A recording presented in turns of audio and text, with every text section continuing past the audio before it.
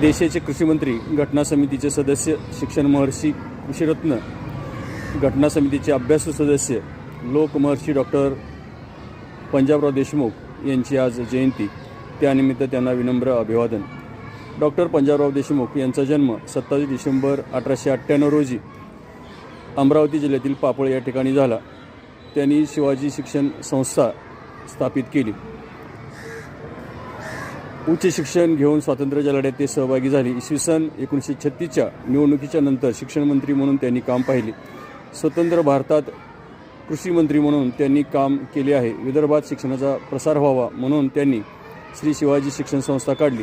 या संस्थेच्या पश्चिम विदर्भात म्हणजे अमरावती विभागात अंदाजे 1000च्या वर शाळा आहेत. महाविद्यालय, अभियांत्रिकी पदवी तसेच पदविका, तंत्रनिकेतन, कृषी विद्यालय, वैद्यकीय महाविद्यालय असे अनेक महाविद्यालये सुरू करून आज शिक्षण क्षेत्रात फार मोठं योगदान त्या संस्था देत आहेत.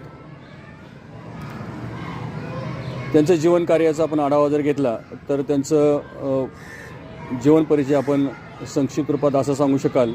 डॉक्टर पंजाबराव देशमुख 1927 साली शेतकरी संघाच्या प्रचारासाठी महाराष्ट्र केसरी हे त्यांनी वर्तमानपत्र चालविले.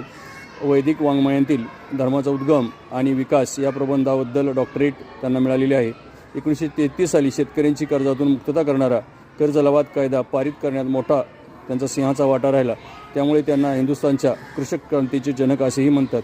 1926मध्ये मुष्टिफंड या माध्यमातून गरीब होतकरू विद्यार्थ्यांसाठी श्रद्धानंद छात्रालय त्यांनी काढले.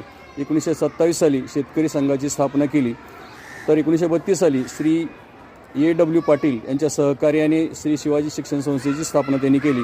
ग्रामोद्धार मंडळाची स्थापना केली. 1950मध्ये लोक विद्यापीठाची स्थापना पुणे या ठिकाणी करून त्याचे नंतर यशवंतराव चव्हाण महाराष्ट्र मुक्त विद्यापीठात त्यांनी रूपांतर करण्यात आले.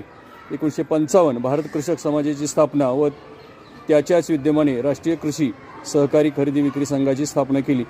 1956 साली अखिल भारतीय दलित संघाची स्थापना. भूतकाळ विसरा, तलवार विसरा, जातिभेद पुरा, सेवाभाव धरा. 18 ऑगस्ट 1928 साली अमरावती अंबाबाई मंदिर अस्पृश्यांसाठी खुले व्हावे म्हणून सत्याग्रह केला. 1930 साली प्रांतिक कायदेमंडळावर निवड. शिक्षण, कृषी, सहकार खात्याचे मंत्री. लोकसभेवर 1952, 1957 व 1962 3 वेळा निवड. 1952 ते 62 केंद्रीय मंत्रिमंडळात कृषीमंत्री, भारताचे पहिले कृषीमंत्री. देवस्थानची संपत्ती सरकारने ताब्यात घेऊन विधायक कार्य करावे या उद्देशाने 1932मध्ये हिंदू देवस्थान संपत्ती बिल मांडले. प्राथमिक शिक्षकांच्या समस्या सोडवण्यासाठी